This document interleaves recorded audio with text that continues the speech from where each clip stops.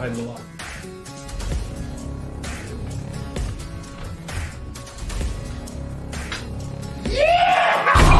I'm here to collect Mr. Hawthorne's rent! Shut that please! Before I get stuck in the wheel now! Christ almighty!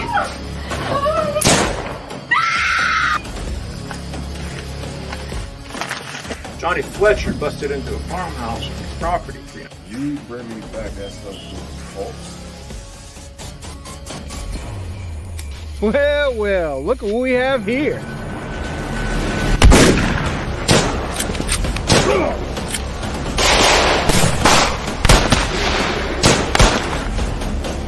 Please don't kill me.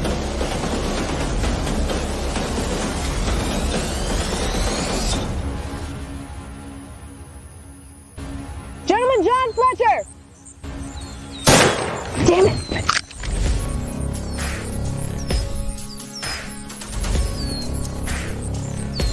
Johnny Fletcher! Don't make me chase you!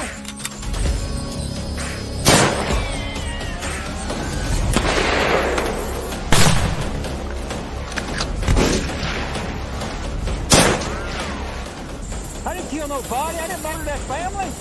That don't break me down to me. You're a bounty hunter. You're a wanted man. Here.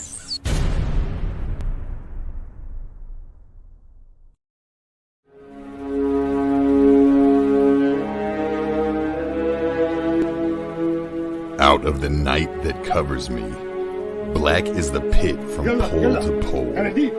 I thank whatever gods may be for my unconquerable soul. In the fell clutch of circumstance, I have not winced nor cried aloud. Under the bludgeoning of chance, my head is bloody, but unbowed. Beyond this place of wrath and tears looms but the horror of the shade. And yet the menace of the years finds, and shall find me, unafraid. It matters not how straight the gates, how charged the punishments the scroll. I am the master of my fate. I am the captain of my soul.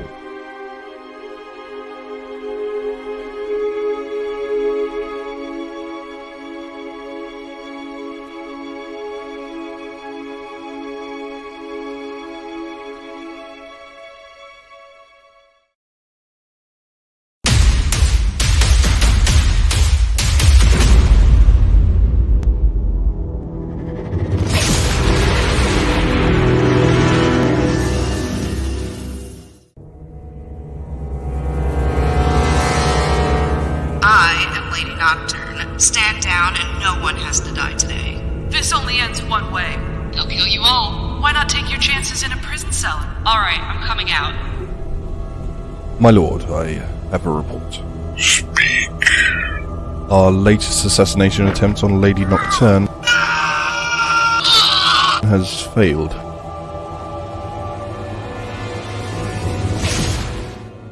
I can see stronger measures are needed. Begin phase 2.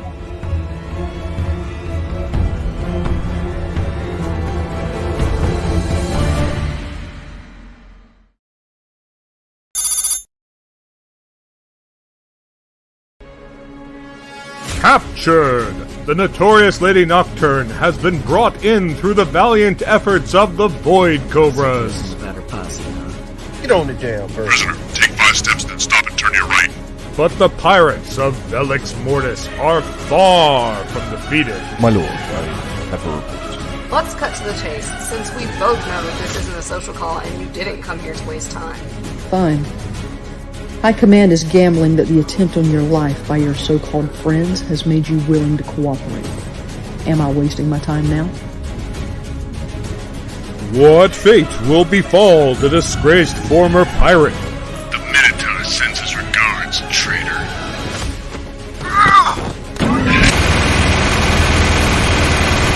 What does your High Command want, and what are they offering in return? High Command wants many things, but it wants to show a good faith first. Go.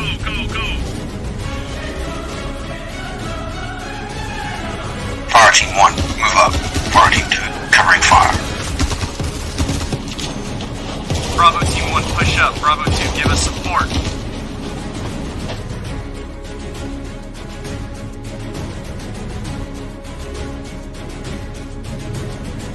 What next for now infamous mercenaries, the Void Cobras?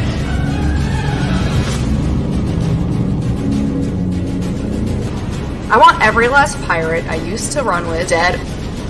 I don't want to be watching over my shoulder every hour of every day.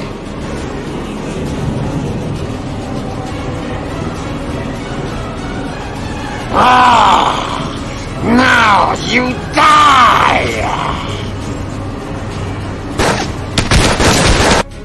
Will the Void Cobras become targets of Lady Nocturn's former pirate comrades?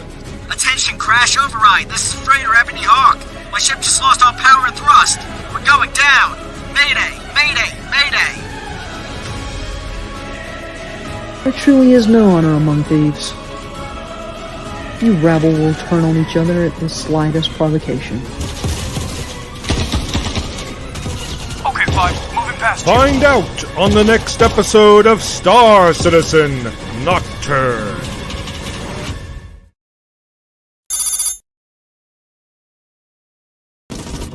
Jameson, you copy? Touch me now, I don't want to live without you.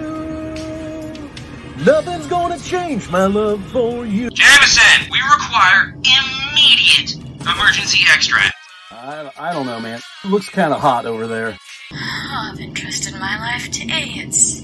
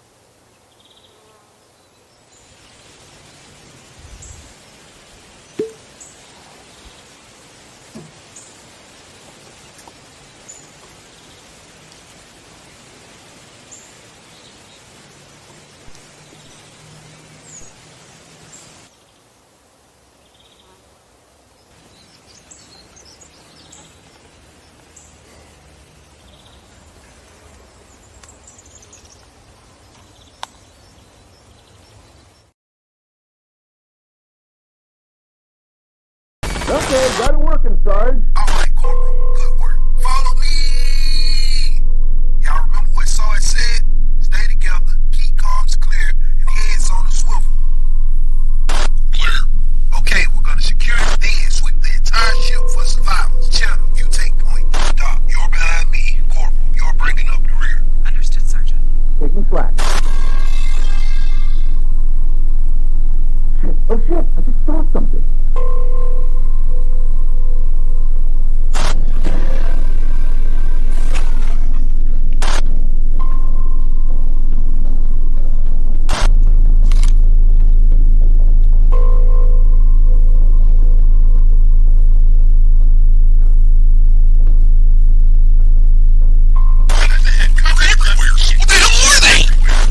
God, oh my God! Get the hell out of here! Get him off me, get him off me, get him off me! They're getting in my armor! Ah!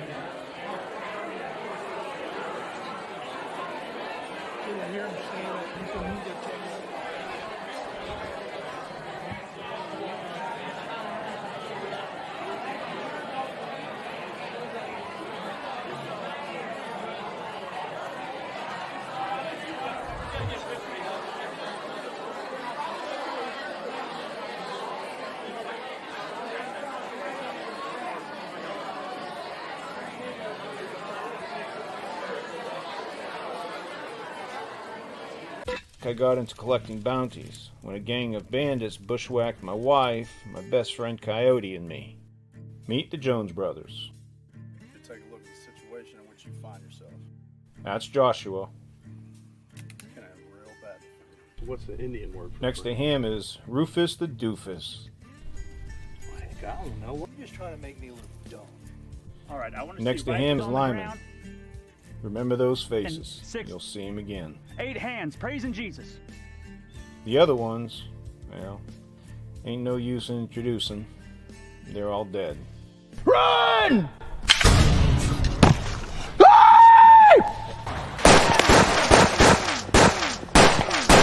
Obadiah, get the saddlebags! I got them! I later discovered the Jones brothers were all wanted men. Figured I might as well get paid for taking my revenge. Man, we still wanted for justice. The post is still on the wall? So I hunted down the ones we didn't kill. Lyman, he sang like a bird. Rufus and Joshua were smuggling contraband down the river. Always to the same spot. I found a nice perch on a bluff above the river where I knew they would eventually be.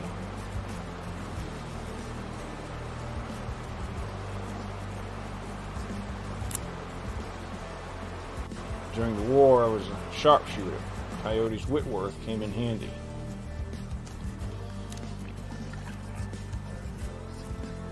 For weeks, I tracked them.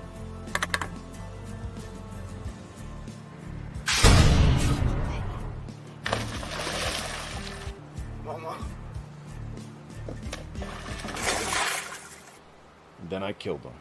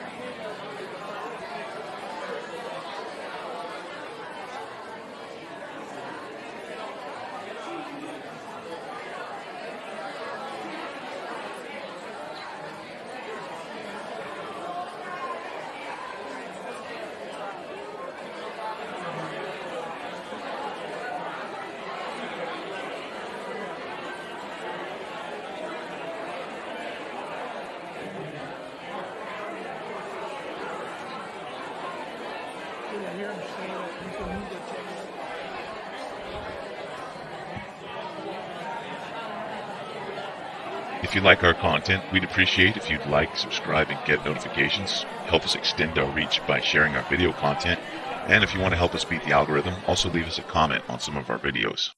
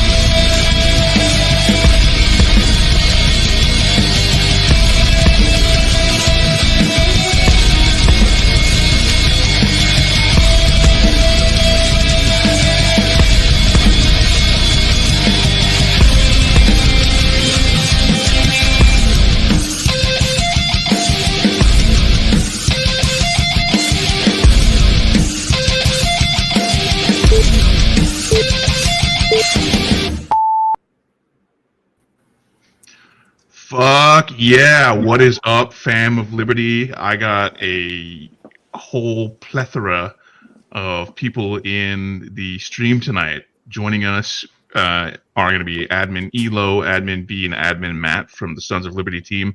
Also, Ryan and Mike. Everybody knows who the admins are, so Ryan and Mike, why don't you guys introduce yourselves and tell the people who you are? I'm Mike. I'm a retired 7th Special Forces Group medic.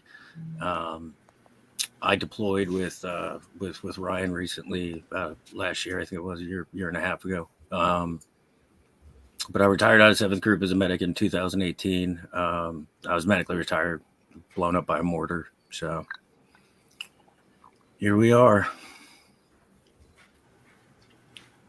Hey guys, yeah, I appreciate you guys having me on. I haven't ran this live stream from my laptop. Can you guys hear me? Yeah, we can hear you. Does the picture look good, or is it all fucked up? I mean, it's not bad. It's okay. Wouldn't kick you out of bed for eating crackers. Okay. All right. Yeah. So, anyways, Ryan Henriksen, retired out of 7th Group. I did 23 years in the military, also medically retired. I was on a team with Mike quite a few years, did some great stuff together. And then, went back and forth twice to Ukraine as a contractor, left July 2021. So about a month before the total withdrawal. And then, Ukraine kicked off, started going over to Ukraine, and now that's kind of what I do. In Ukraine, we do a landmine removal mission and, try not to get blown up. It's fun. Standing. Maybe you could tell us a little bit how this project started to come together, Ryan, and what drew you to want to work on this. Yeah, absolutely. So, not trying to draw it out too long, but it's probably going to be long. So, whatever. When we closed down Afghanistan in 21, it was, I was kind of at that, now what? You know what I'm saying? But my entire military career has been focused around Afghanistan and Iraq, and especially the way we left. But it was, now I was at the now what, and going through a lot of just these weird emotions that I think a lot of veterans were dealing with at the time, and not really sure, what my future really held. Didn't take long. Full-scale invasion of Ukraine happened February 2022. So I quit my contracting job.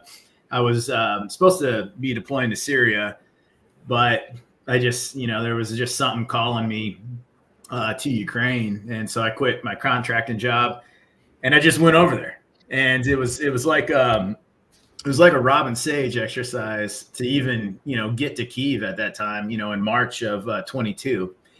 And so I went over there and I started helping this missionary organization called YWAM. and we were evacuating women and children out of the suburbs of Kyiv as the Russians were moving west. I think a lot of people remember Bucha and European and stuff like that.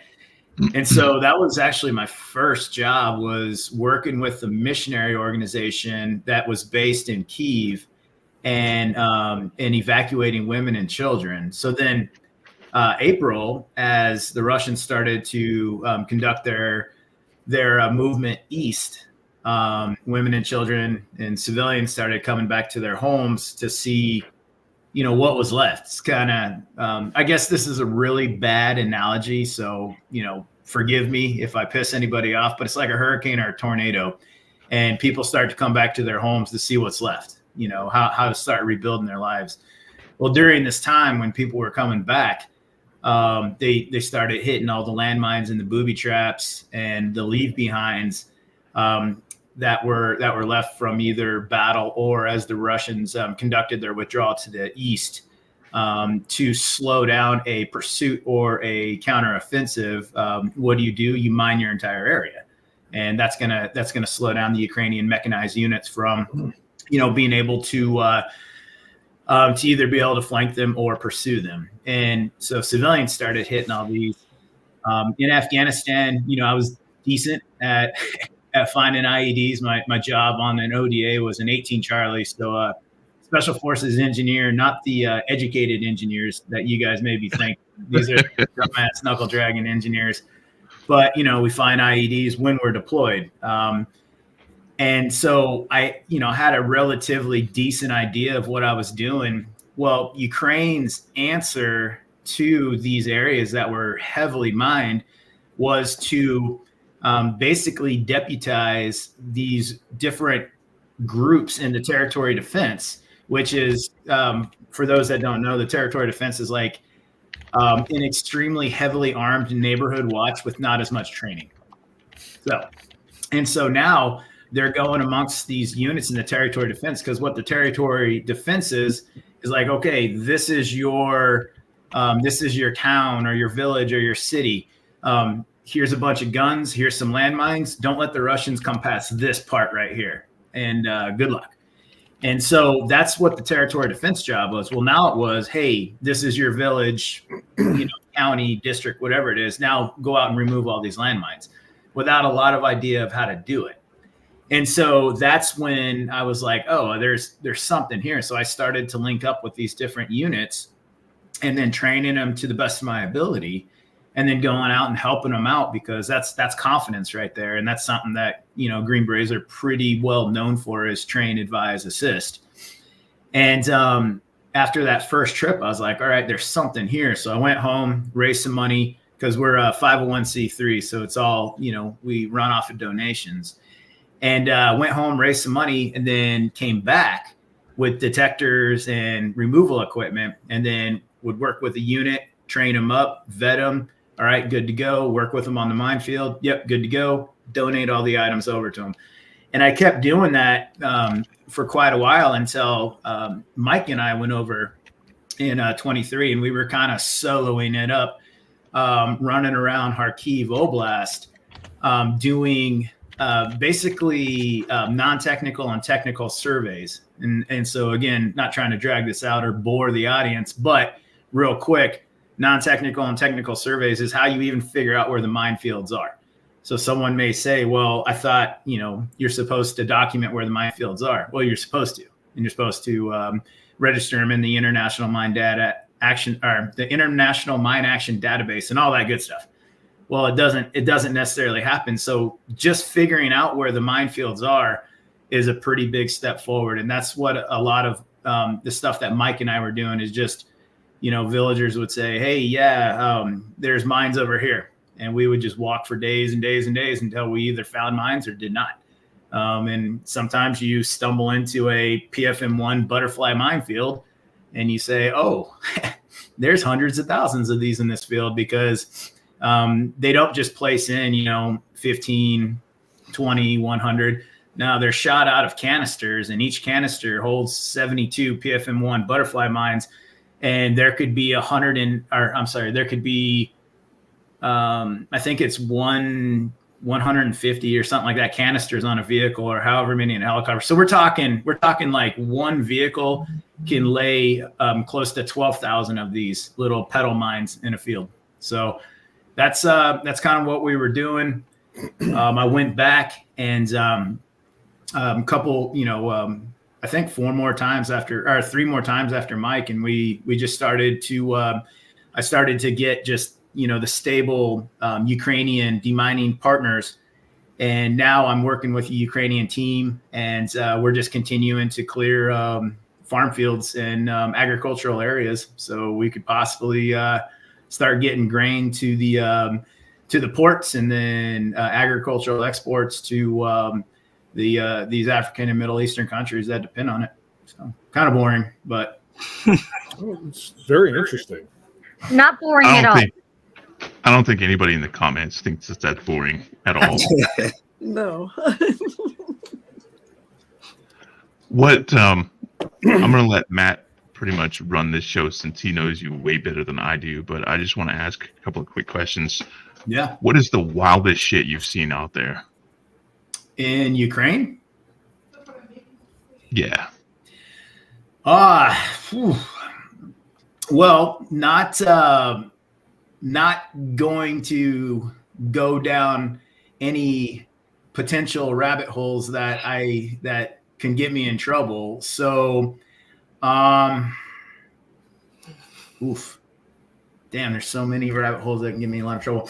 I would say the wildest device I've come across, which isn't that wild if you've been to Afghanistan or Iraq, is a PMN2 anti-personnel mine that was daisy chained or det corded. So you have the PMN2 mine, then you have det cord run into 3 155 artillery rounds that are all primed. And if you step on that PMN2 then, or drive over it, whatever, then the 3 artillery rounds go off. But that's not really that crazy. It's just kind of like, yeah, there was probably Chechens or Syrians in this area that were fighting on the side of Wagner Group. There's been quite a few weird incidents that happened.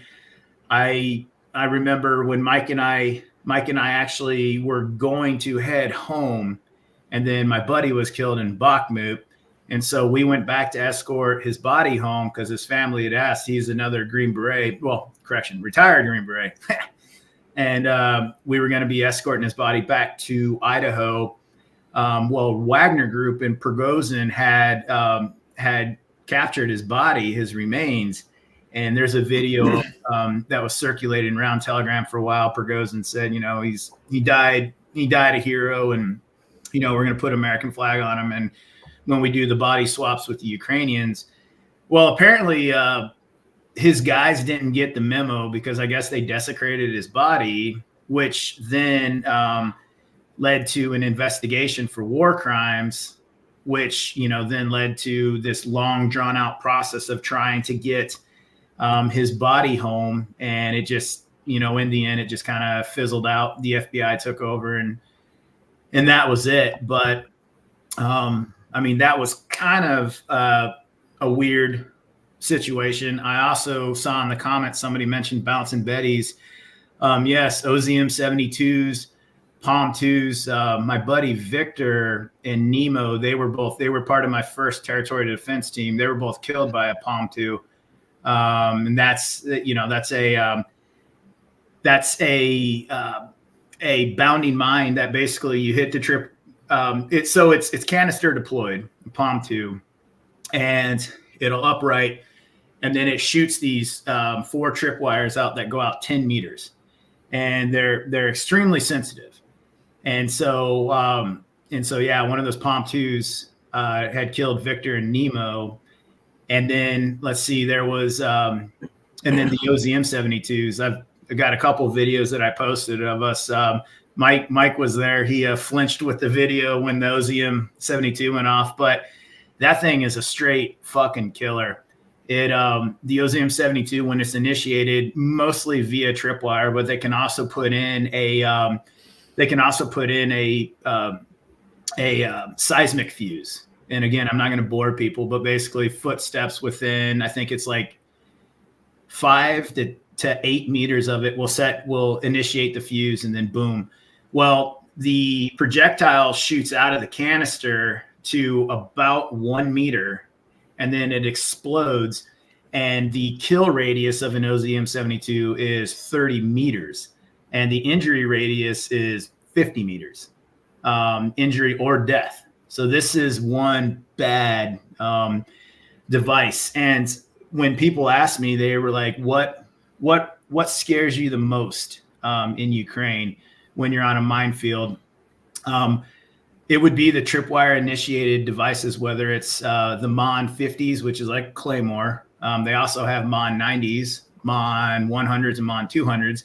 So just imagine a MON 200 going off. That's a whole lot of pellets that are just going to Swiss cheese you pretty bad. But OZM-72s, POM-2s, but the tripwire initiated devices scare me the most, because as the foliage has taken over and everything has been overgrown, you could be moving near a device that a branch shakes where that tripwire is at, and it can then detonate it. And like the OZM-72, Mike was there with me when we detonated it. The pin was barely hanging on, and it was like, and so I was up there trying to hook into the pin so we can pull it. And let me tell you what, I was like, I'm probably, this is going to be a great training or a refresher for Mike to come out and fix my Swiss cheese body when this pin falls out. Yeah, we kind of laughed because it was going to be a good video either way. Yeah. Oh yeah, it's going to be awesome. Yeah. I mean, I would have known about it for about half a second. Actually, I think you got enough time to get down, because when the canister deploys, you'll hear the initial explosion shooting the projectile up to the 1 meter. And so you got probably like 0.0001 seconds to get to the ground, and maybe you can survive it. So, I mean, you could probably survive it. Yeah. Yeah, it made me jump like a jackrabbit, because the last time I got blown up, it didn't work out too well for me. So definitely some crazy stuff, but that's the stuff that we can talk about on here. So I'm going to ask a question, if you guys don't mind. Now, you talked about locals encountering the landmines. I'm old enough to remember what was happening in the Balkans in the 90s, right? Mm-hmm. With that going on. Are there any groups on the ground working to help with child encounters of landmines, adult encounters of landmines, things like that? Yeah, absolutely. So we have this thing, it's called EORE, and it's EO, Explosive Ordnance Risk Education.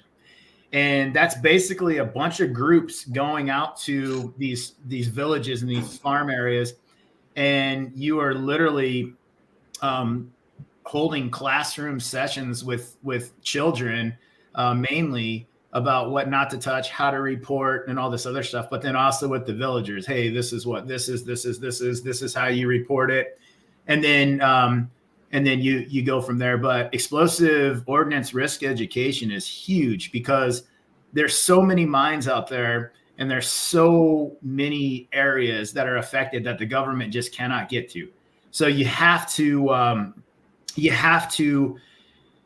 educate the people on it, as you know, mainly like, hey, don't touch or pick up, because there was a huge problem with kids picking up those butterfly mines. And it's just, it's from Afghanistan to Ukraine. It's been a huge problem. And then not just that, but also, what's the word I'm looking for? Cluster munitions. Cluster munitions are huge problem, because they look so cool. And a lot of times, like some of the clusters, they just look like softballs. It's like, oh yeah, let me grab this thing. And then, boom. That's it. So explosive ordnance risk education is absolutely huge. Now you touched on in the lead up here that you guys have seen Chechens and other Assyrians and other foreigners that have been fighting either as contractors or however they had been brought in. I know we had in the news today, they were talking about North Korean troops now being sent to Russia. It looks like they're being trained for deployment as well. Mm-hmm. You guys have any thoughts on that as far as you guys have been there on the ground, and the rest of us have? Yeah, go ahead, Mike. I mean, it's obviously something we've seen in past conflicts. Every conflict that the U.S. has been involved in, anybody that has a bone to pick with us, beef with the U.S., finds a way to get involved. Whether it's troops on the ground, munitions to the fighters, money, whatever it is, they just are the enemies of the state are always going to find a way to get involved. Do you anticipate this something that you guys will see out there on your next foray over? I mean, I honestly believe it's not really so. Like what Mike was saying, yeah, I agree completely. The Russians are probably sitting back and they're saying, well, hey, if the U.S. is going to use Ukraine as a proxy force, then this might as well. I think in my mind, the North Koreans are really trying to solidify that strong partnership with Russia, because I think China is more of the big brother that kind of bullies North Korea quite a bit. What is it? Pyongyang, they've already been sending, hundreds of thousands of rounds of artillery to Ukraine, which the dud rate on those is absolutely horrendous. And so cleaning up UXOs is even a bigger issue than landmine removal. But so Pyongyang, I think they're trying to get in the good graces of Russia because they need a partner and not a big brother. And so China's handling, I believe, of North Korea is the same way China handles Burma. It's just like, yeah, we're gonna support limitedly, but we're literally we're kind of that big brother that just beats the crap out of the younger brother, and bullies them around and stuff like that. I think that's kind of the relationship. So North Korea sending troops to Ukraine. They already had engineers there, but they classified them as reconstruction of the occupied areas. But them sending ground troops there for right now, what everybody's hearing is they're going to stay in the Kursk Oblast area. And so Russia will be able to say, they're still on Russian soil. We haven't moved North Korean troops into Ukraine, which would then create, the international incident of it. It's literally just, North Korea coming to help out in Russian territory as of right now. But I do believe that it is one of those. Pyongyang is definitely looking for that partnership, and not so much the Chinese type of relationship that they have. Absolutely fascinating. And to kind of circle us back here, we've thrown the URL for landmineremoval.org up there. So if anyone is looking to contribute and looking to find ways that they can help out, this is a really important cause. And we're certainly asking that anybody, if you can, spare even just a minute to go take a look, and maybe if you can, make a donation as well. Now, you guys have talked about donations of equipment. Usually, what does that entail? So kind of how we run, how the organization is ran is we'll raise money, and first of all, I'll get the needs of what a unit, I'll get information of what a unit needs. So if a unit, they're saying, hey, we need to train up 50 deminers, and we need, equipment. And so I'll vet the unit first of all, and then we'll go through the humanitarian portal, I guess you could say. Therefore, the detectors and the remote pull equipment that I'm bringing over, it's not going to end up on, let's just say, for instance, eBay, or something like that. So I go through the humanitarian portal, and it's like, okay, so I'm going to register this unit and I'm going to raise money for this amount of equipment for this unit. So we'll put all that. Okay, it's all legal. It's in the portal, everything like that. Then we'll start the fundraising. And the biggest thing they need right now is detectors. And so people are saying, well, actually, probably nobody is saying this, but there's a lot of detectors that are actually in Ukraine. The problem is when you're looking at metal detectors, there's no such thing as a mine detector. If there was, that'd be absolutely amazing because there's so much fucking metal in the ground over there. It's just, it's aggravating. But so when you take a military grade metal detector, and so in the military or in the Army, we use CHEA detectors. A lot of people use Valens or Garrett Mine Lab, something like that.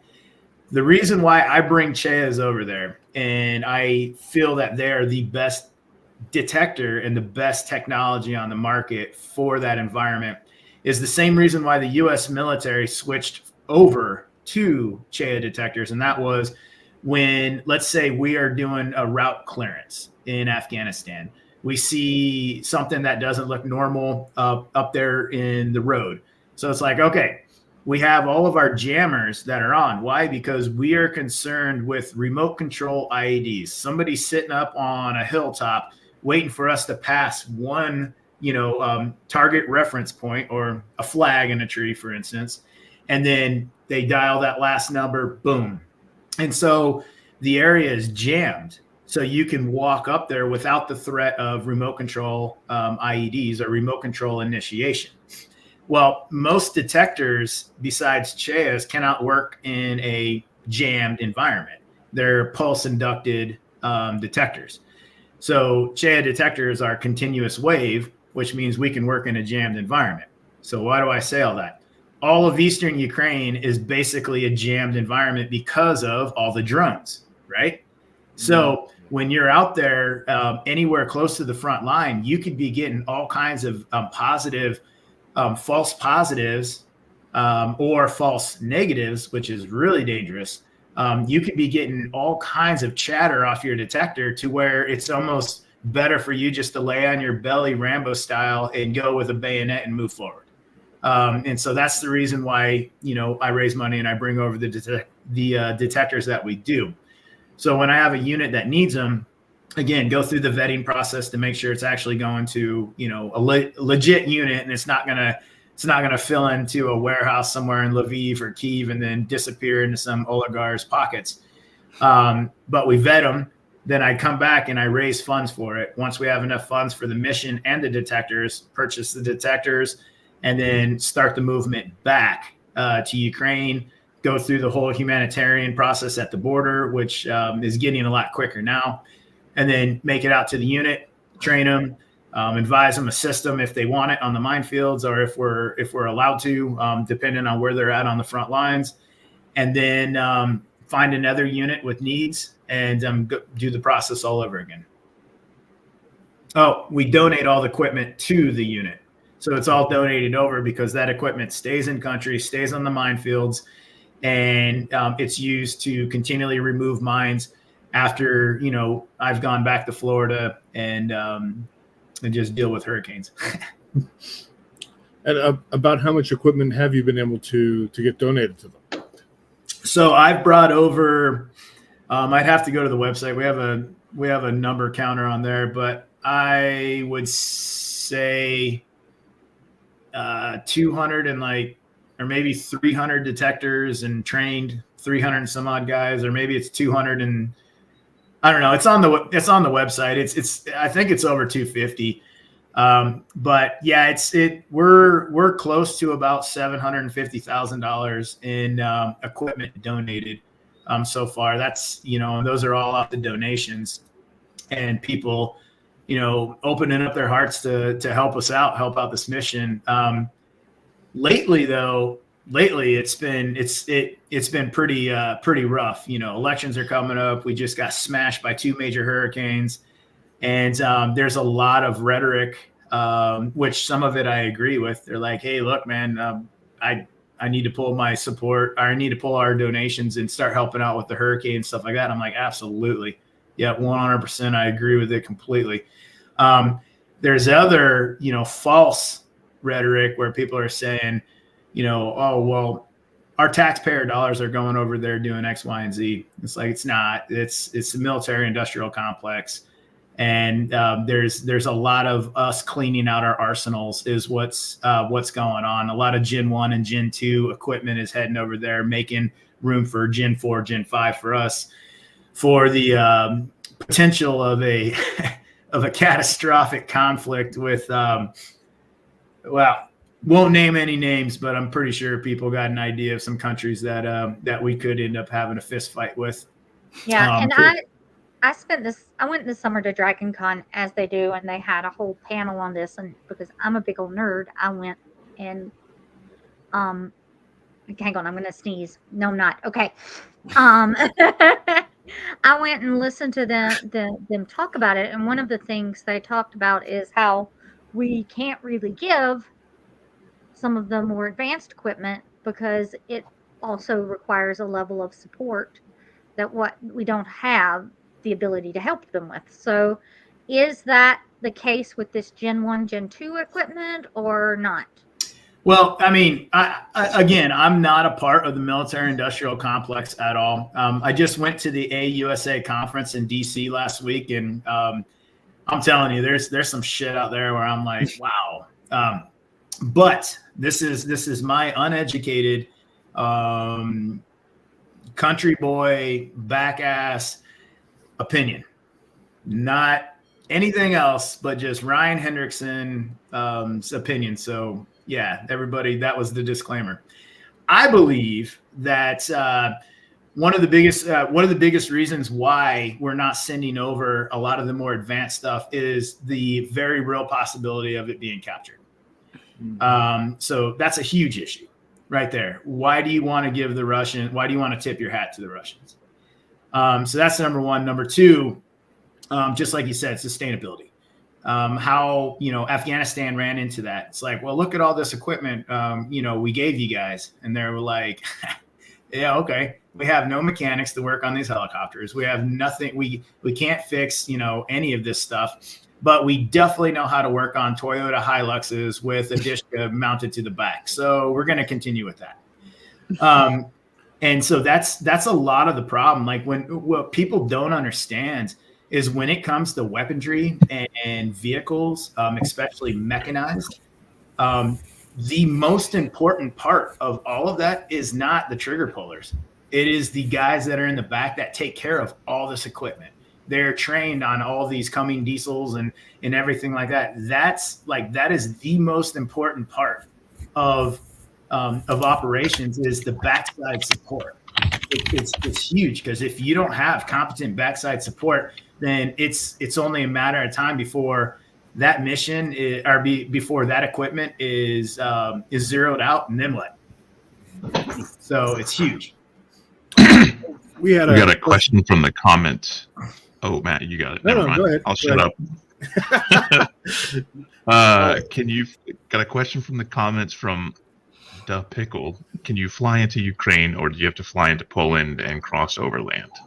No, I'm not. I'm not. I don't have status quo to fly into Ukraine yet. You got to be pretty high up diplomat for that.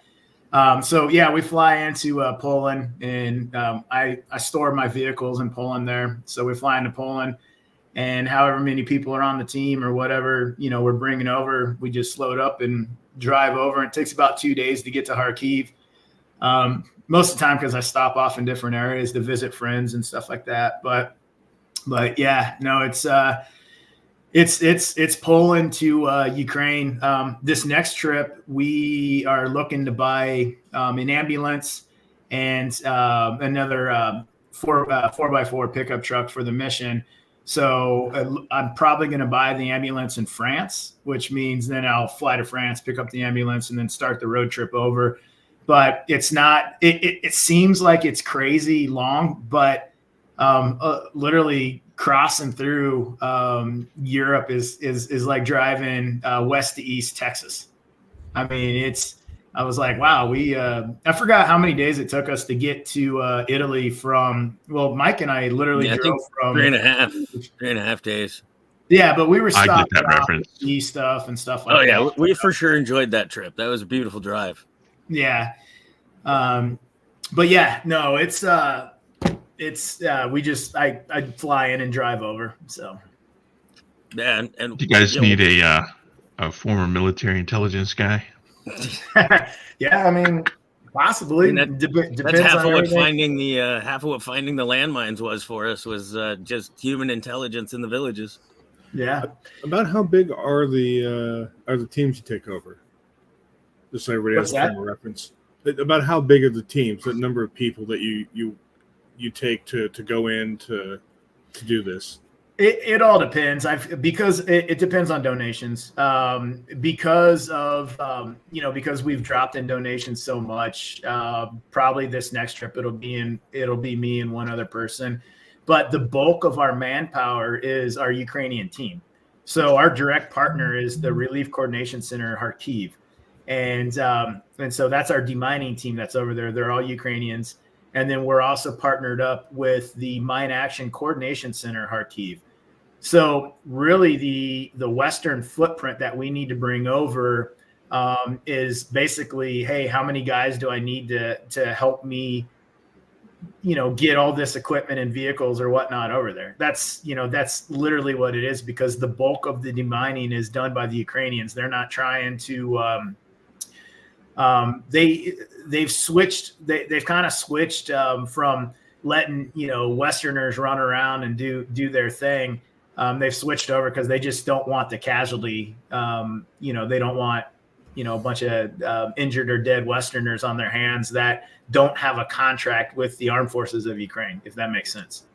Yeah, it's very, very dangerous work. I know when Mike was last over there, he sent a picture with one of the little plastic leaf mine things out there, and it was basically, hey, who can spot this? And I sent it around to a number of friends, civilians, military alike, and the grand total of people who correctly spotted the mine, including myself, was 0. So your detector would would have been good. Yeah, actually, I think your eyes found the first one. Yeah. Oh yeah, that first butterfly mine scared the shit out of me, because where there's one, there's thousands. That's the problem with those. 15,000 over 6 and kilometers. You don't know where you spotted that. Well, you don't know where you spotted that first one at. So you could have already been, 100 meters into a butterfly minefield, and that's when I was like, Mike, stop. And I was like, dude, we're in the middle of a butterfly minefield, dude. Here's one right here. And I was like, it's a bunch of corn stalk all around us. It's like, we got to figure out how to get out of here, because I don't know how far into this minefield we are right now. Sunflowers, yeah. But it was kind of fun.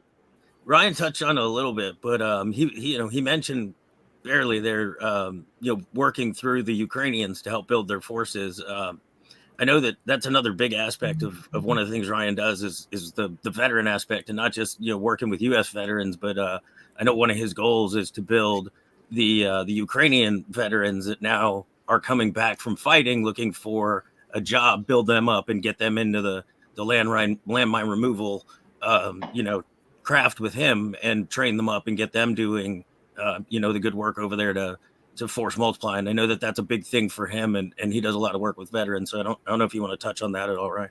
Yeah, I mean, so the group that we have right now, the Relief Coordination Center, Kharkiv, they're all, the demining team is all Ukrainian wounded warriors. They were all wounded at one point, have gone through rehabilitation, but they're not fit for military service.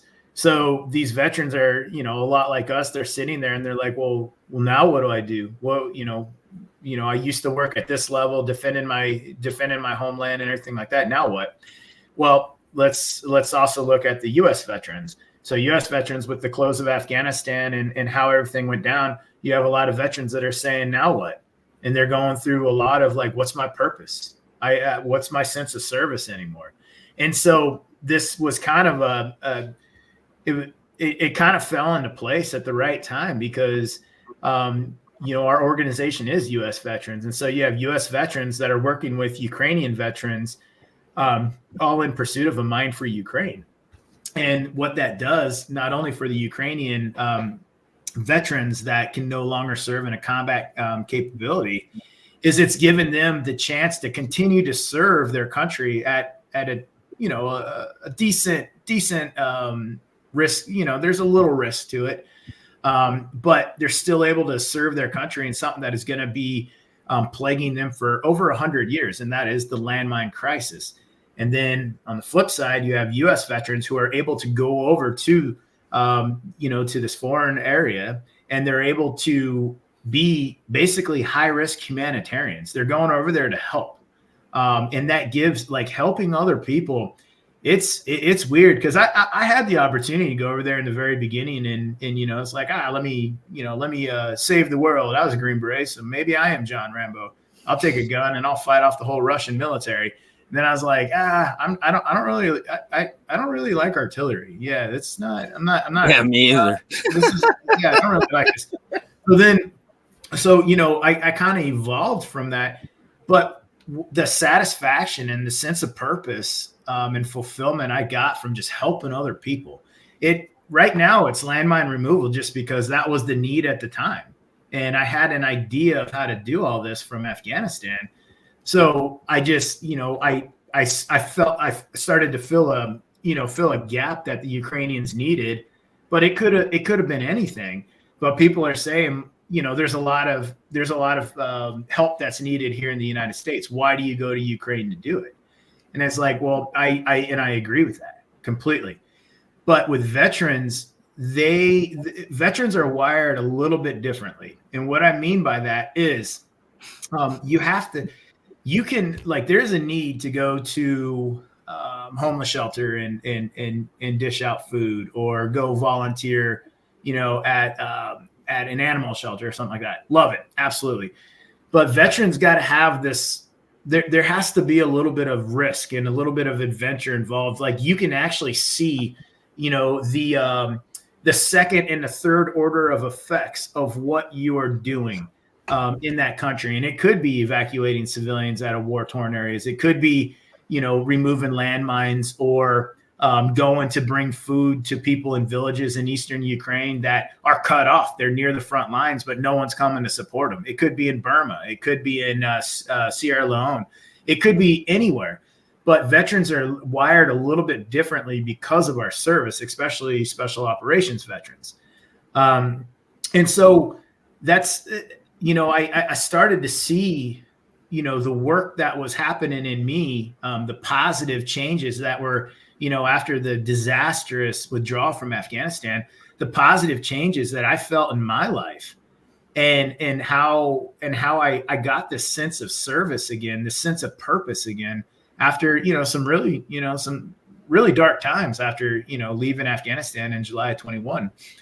And that's just really built on. So the landmine removal part is great, but the main focus of what I do now is more veterans' mental health than anything else. I want to show veterans, to the best of my ability, because I've been there. I've struggled with mental health. I wrote a fucking book about it. I want to show veterans that there are ways that you can continue your service and have a purpose. And, and maybe our NGO, this could be something that, will help you. Or maybe you'll come out and you'll do one trip with us and you'll be like, that's what I needed. I'm clicking now. I'm going to go back home and do this, and this to help other people, or go and make a great difference. I love seeing veterans that are killing it. Absolutely love it. I'm going to add, like, I can help people in the United States as a non-vet, right? Like, I can help in the homeless shelters. I can help in animal shelters, and I can do all of those things. They don't need my skills in Ukraine. They need your skills. I mean, you can come to Ukraine if you want. Yeah, and and that's one of the things with the community is, when you get into the veteran community, we can fill a niche in the world that no others can, whether it's the need for violence or the need for help in a violent environment. that's where, especially in the special operations community, that's where we grew up, was the violent environment. So, doing things like humanitarian aid in a violent environment isn't quite as difficult for somebody with that background. And so, when somebody tries to give the grief of, and it is understandable, helping within the US, it's like, well, how many cities could Ryan go to and deploy his skill of removing landmines? I mean, maybe LA or Detroit, but he's not doing it in every rural city in the US, which is what his skill is. And personally, after being around Ryan for so many years, I believe that it's his calling, God's calling for him, is to help people in ways that he can, that nobody else can. And honestly, not a lot of people can do that. I stood much closer to him than I wanted to most of the time, and I didn't want to be in his shoes, I promise you. So he's filling a gap that normal people don't want to fill, and it's appreciated a lot, especially when you get into these smaller villages where now you see these farmers who can start running a tractor and putting food on the table and money back in the bank account and paying the bills. It's those guys that Ryan's really going over there to push for, not. Yeah, and you gotta also look at my background, though. I mean, I stepped on an IED in Afghanistan. I almost lost my life. It took me almost from stepping on the IED to initially getting back to the US. I was told I'd never walk unassisted again, and then from there, it's like, well, you're getting medically retired because you're not fit for service. And I was medically retired. And then I fought to get back onto active duty, but then I'm non-deployable. And then, I did what Green Berets do best. I made my way back to Afghanistan through some glitches and it just was the right timing. Next thing you know, it's like, hey, we need 18 Charlies out in these areas. And so I was able to go back to Afghanistan after, stepping on an IED and almost losing my life. I was able to go back to Afghanistan 7 more times. But wait. Are you the guy that there was a report about an SF guy who lost his leg or something, and they were going to chapter him out, and he was like, no. And he worked with some company to get aircraft titanium to make his leg to get a prosthetic, and then he went back through SFAS and graduated again with his prosthesis, and they were like, okay, cool, you're in. No, that's not me at all. But there's a guy, Nick Laverty. He was already a Green Beret, lost his leg, and then he went to dive school and passed, which dive school is really grueling. But no. I was medically retired. Then, got back on active duty through a waiver system. And I make it sound like I did some extraordinary shit. I didn't. The waiver system basically was like, hey, the government spent millions of dollars to train you to be a Green Beret. There's something we can find for you to do. It could be sitting at a desk and filling out, PT waiver forms. I don't know, but we can use you somehow. I just happened to maneuver my way through the bureaucratic bullshit back to Afghanistan, pissing a lot of people off. But after the end of that deployment in the company, because the big army had said, on my profile, you're non-deployable, blah, blah, blah, all this other stuff. But when it came time for deployments, they're like, well, Hendrickson's non-deployable. And the commander, no, he's fine. He's fine. It's like, well, it says right here, he's fine. And so I went back 7 more times, but I'm not saying any of that to put, this kind of oh, wow, look at what you did. So great. It's not. A lot of people have done it. All it takes is a certain level of stupidity and just sucking it up and going after it. But I do know what it's like to feel that pain. And so if I can prevent one child or one innocent civilian from stepping on a mine and going through that life-changing pain that I went through, then I'm going to do it. And that's kind of what, drove me in the beginning to do what I do now, because I have a certain romantic relationship with mines. they are very explosive and they hurt you. So it's kind of like, true. no, okay, all right. That's, Yeah. What's funny is he says all that, but the procedure that that he was one of the first successful ones for was called a limb salvage, mind you. Yeah, where they that salvage sucks. a limb that no longer is attached. Yeah, that was horrible. Horrible decision. I should have just kept the leg off, got a prosthetic, get sponsored by Nike, and go out and kick 150-yard field goals for the Seahawks. But Yeah, you do pretty much get free shoes forever, though, don't you? Yeah. Now I'm just now they're just like, oh, no, you're fine. It's like, okay, Totally worth it for free shoes. Right? Yeah, it would have been totally worth it. Yeah. But you never know. One wrong step in Ukraine, I could still get those free shoes for life. That wouldn't be bad. So you just got to suck it up, a little bit of pain, Speaking of we those, had a landmines. question from the Sorry, we had a go question ahead, from the comments earlier about what the mines that you encounter, Mhm. and this is probably something that's pretty easy to answer. The mines that you encounter, do they have a shelf life, or are they basically like once they're put out there, they're going to stay out there? Yeah. So here's the problem with landmines. The use of landmines is a very, very effective way to fight a war, 100%. There's a lot of countries that have signed the Ottawa Treaty. The United States and Russia, they are not countries that signed the treaty. So we could use landmines in warfare. The problem with landmines is unless they are strictly regulated, which, like I was saying earlier, the big issue in Ukraine is all of these minefields that nobody knows about. And so doing surveys to find out where these minefields are, because when you put in a minefield, there's actually rules and requirements for you to report them up, and they go into the International Mine Action Database, blah, blah, blah, go from there.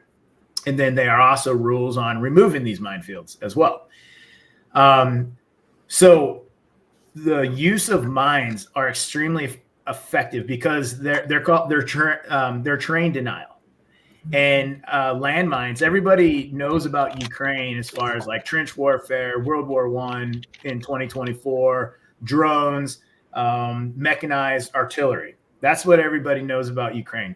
What they don't know is the biggest deciding factor in combat in Ukraine are landmines. Every single ground force commander, from a mechanized unit to a dismounted infantry unit, has to take into account, we are going to encounter mines. This is an acceptable loss for our unit before we are combat ineffective. Minefields are huge in farm fields. Why? Because if you can run a combine tractor on that farm field, then you can drive a tank over it, correct?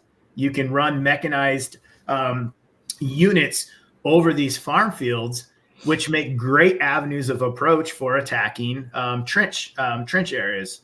A lot of trench areas are in the wooded tree lines that break up the different farm fields. They were planted that way back in the day to break up the wind from blowing through and blowing all your shit everywhere. And so what the Russians and the Ukrainians both do is they mine the shit out of these farm fields to number one, terrain denial. But number two, a big reason is most of Eastern Ukraine is TRP'd. And what I mean by that is it's a target reference point. So every four-way intersection near the front lines, I can promise you that both sides have artillery grid coordinates on those intersections, and they're checkpoints. Hey, we got mechanized units that's coming up to checkpoint 1. All the guns swing that way. Once the mechanized unit gets to a certain point, artillery takes care of the rest. And so now you're being forced to go through these farm fields to avoid getting just absolutely hammered by HIMARS or artillery or anything like that, which now you're encountering minefields. And so what was the question? I'm sorry. Yeah, man, I did it. It was about the longevity of. Yeah. So here's the big I do problem. that shit all the time. Yeah, here's the big problem with mines, though, is landmines that once they are armed, then they're in the ground. Or once they're armed, they're armed. And there's only a few landmines that have a shelf life. And what I mean by that is like a Palm 3, which is a seismic bounding mine. It has a battery life. It has a shelf life of 29 days. Now, am I going to go out and at 29 and a half days and be like, all right, I can remove this thing? No. But there are some mines that have, yes, they have self-destruct mechanisms on it, like the PFM-1S, the butterfly mine. It's supposed to self-destruct after a certain amount of time. Same thing with a lot of these cluster munitions and stuff like that. Well, with the mines that are actually made to self-destruct, the dud rate is absolutely inconceivable. It's like 30 to 40% dud rate or failure to function rate. So now you have a lot of these mines that are out there that were supposed to self-destruct, went through the sequence to self-destruct, but did not. So now it's like, who's going to go out and fuck with that mine? That's number one. Number two, a majority of the mines that are actually in the ground in Ukraine, they're all old 70s, 80s mines that are like TM62 anti-tank mines, the PMN series of mines, anti-personnel mines. These mines, once they're armed, there is no shelf life on them. It is literally, they will continue to kill indefinitely until they're either found and destroyed the proper way, or civilians end up finding them. And that's what we're trying to prevent over there. But landmines are indiscriminate killers. That's another thing that, people will chime in, sometimes with some of their comments. It's like, well, how come this, or why are you, how come you're not doing this in Africa or doing this here? Why Ukraine? It's like, okay, I'm not going down that rabbit hole. But landmines are indiscriminate killers. Race, sex, politics, religion, none of that factors into landmines. Landmines will kill regardless. Doesn't matter. You could be the Nobel Peace Prize winning Pope. If you step on a mine and it's your day, it's your day. It doesn't matter. And so they're indiscriminate killers. And that's another reason why I've chose to focus, my mission on landmines, is because they are indiscriminate killers. And usually, once the conflict has concluded, usually the people that find this the hard way are the civilians that are just trying to rebuild their lives again. That reminds me of, I went to Bosnia twice, and they had mined so much of the area that there were like just places that they decided to bulldoze and declare safe areas. And they're like, don't go past this fence line, because if you do, you could walk somewhere. There were farmers outside of our compound that were like plowing their fields, and they would like turn up a mine, and they would just be like, they would pick it up and throw it over the field and be like, let them deal with it. And we would have to go out there and deal with some dude in Sarajevo who's just trying to grow some weed or whatever, throwing a fucking landmine over the fence. So it'd be like, hey, can you guys take care of this? We're like, sure, yeah. And these are things that have been buried like 10 or 15 years. Yeah, it's insane. And the problem, so there was a minefield that we were on that we were on this one minefield, and we were dealing with PMN2s, anti-personnel mines. And we were finding old anti-tank mines from World War II. And it's like, oh, man. Wow. Yeah. Yeah, because you got to think. I mean, the Germans push into Russia, right? Mm-hmm. Into the Soviet Union. That was current-day Ukraine. Yeah. And in Kursk Oblast is where the Russians defeated, I can't remember what unit was of the German mechanized or armored division, but yeah, they kicked the shit out of them in Kursk Oblast right there.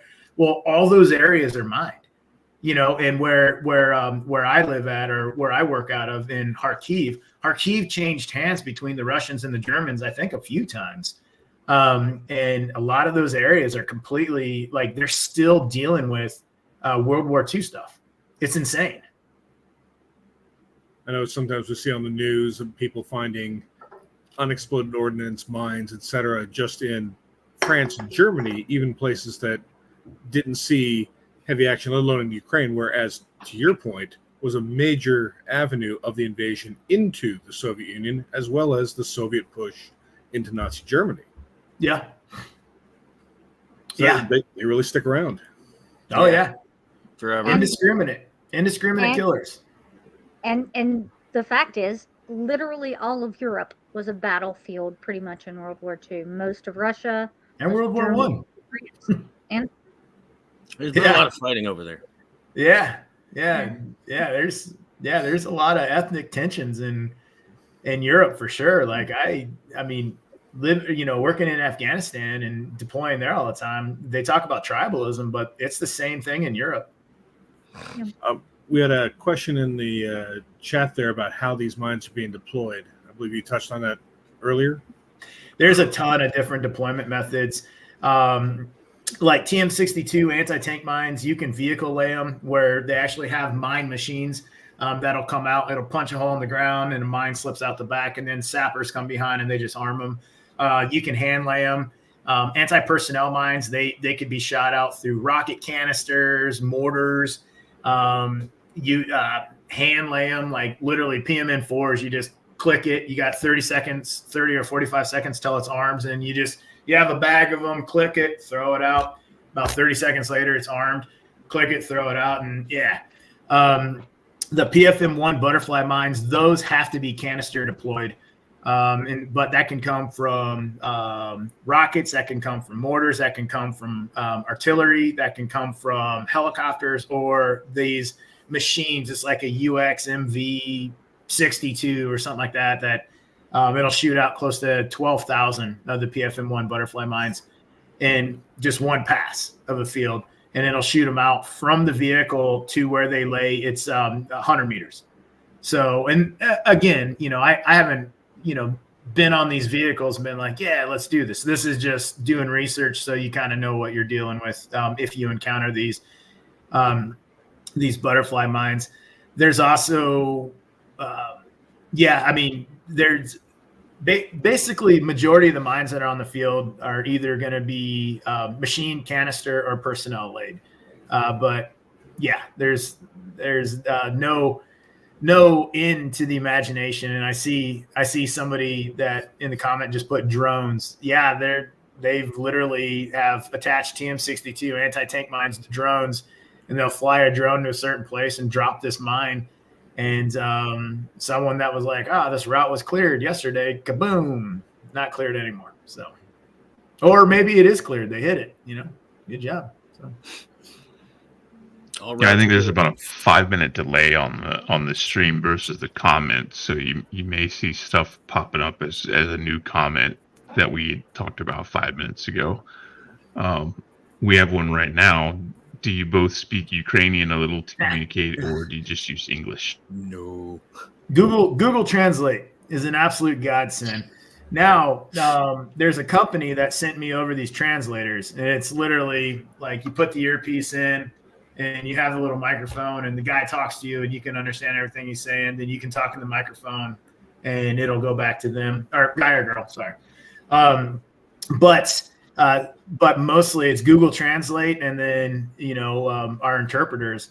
The Ukrainian I know is from soldiers, and it's all nasty cuss words and stuff like that. And I didn't know that at one point in time. So in 2022, we were in Kherson, and we're in Posad-Pokrovsky, which was just devastated village. It was the furthest that the Russians had made it west. And so this city or village, whatever you want to call it, was just devastated. And we were there destroying 3v30 cluster munitions. They're basically anti-tank, anti-personnel. They have a fragment. They have 3 fragment rings around them, and then they have a shape charge. So it detects a vehicle, and then it'll go for the vehicle and then also explode fragmentation, killing people. So it's pretty good. But the dud rate, they're supposed to self-destruct after, gosh, I don't know how many seconds on the ground, but the dud rate's like 45%. And so now you have these really pissed off cluster munitions all over the place that looks super cool. It looks like it literally looks like a badass. Oh, I know what they look like. So Rambo, when he was putting those explosive arrowheads onto his arrows, remember that shit? That's what they look like. Super cool. Kids love them, unfortunately. And that's the dangerous part of them. And so we were over there, doing all that work. And I remember we were taking a break, and this babushka, she wanted to feed us lunch. It's like, okay, you can't tell babushka no. It's not a good day. Well, they had, walking in to her courtyard, there's this metal frame that there used to be a door on there, but through destruction or anything like that, she had taken the door down, and I had smacked like the tip of my helmet on it, and it came down and it cracked me right in the nose. And so I literally yelled out what I had heard Ukrainian soldiers saying all the time, and I had, I think it was like super blat or something like that. And I yelled this out because I was starting to bleed a little bit on my nose. And oh my God, she grabs this broom and she starts to hit me with it. And she's yelling something in Ukrainian, and she's chasing me around this courtyard, hitting me with this broom.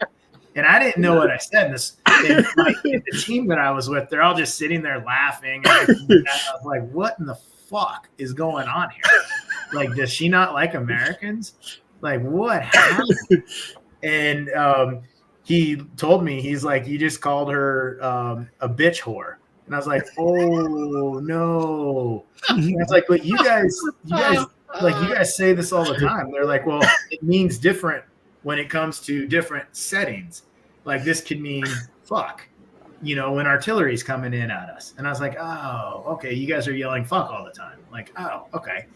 Or it means like super fuck, when we're getting, when the situation's getting really bad. And I was like, oh, okay. But if you say it in front of a lady, you're calling her a bitch whore. And I was like, what? Like, you can't just make rules up like that. So, yeah, we did. I was like, oh man.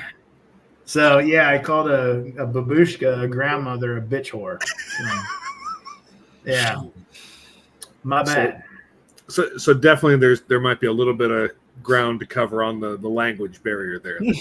Yeah. Little bit. Thank God for interpreters. Thank God. Oh yeah. We would be lost in the sauce. Yeah. I've got enough survival Ukrainian under my belt, but no, it's bad. I think one time I was trying to order something and I literally said pork or shashlik, toilet, food, shit. And she was like, what? I was like, yeah. And I was sitting back like, yeah, I speak Ukrainian. My buddy, yeah, I got this, homie. Yeah, he's just dying. You don't have it at all. He's just dying. So he explains to her what I want. And I was like, dude, that's what I said. And he goes, no, you said pork, toilet, shit, food. And I was like, yeah. That's what I wanted. I wanted pork, toilet, shit, food. So, oh well. Excellent. I know we had a question earlier about the drones, and I've seen a couple of videos from you guys have posted up. The Baba Yaga drone. Don't know what you guys have definitively seen yourselves, though. I mean, I've got, so my apartment in Kharkiv is on the 10th floor. And I have drone videos for days flying by my apartment. Shahed drones to reconnaissance drones to everything like that.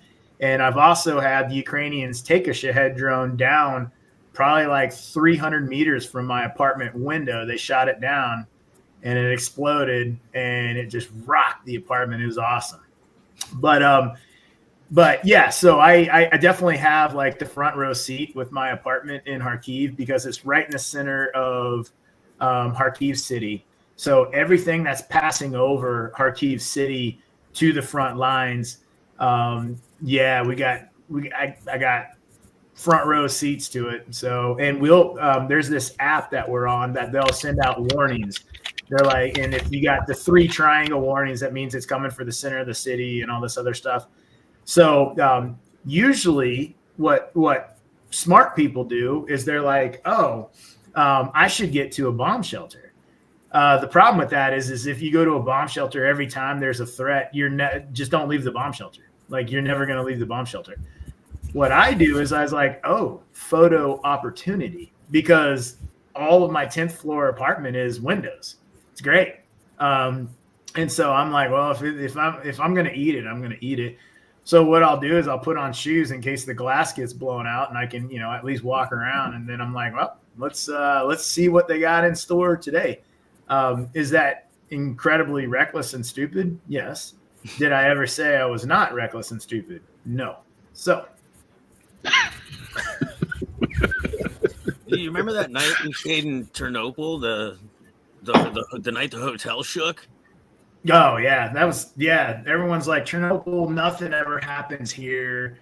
Yeah, and then they had some like support Ukraine concert for the troops. And I was like, that's not a good idea. Boom, boom, and I was like, well, yeah. And then they continued like 3 or 4 in the morning. But well, I was asleep.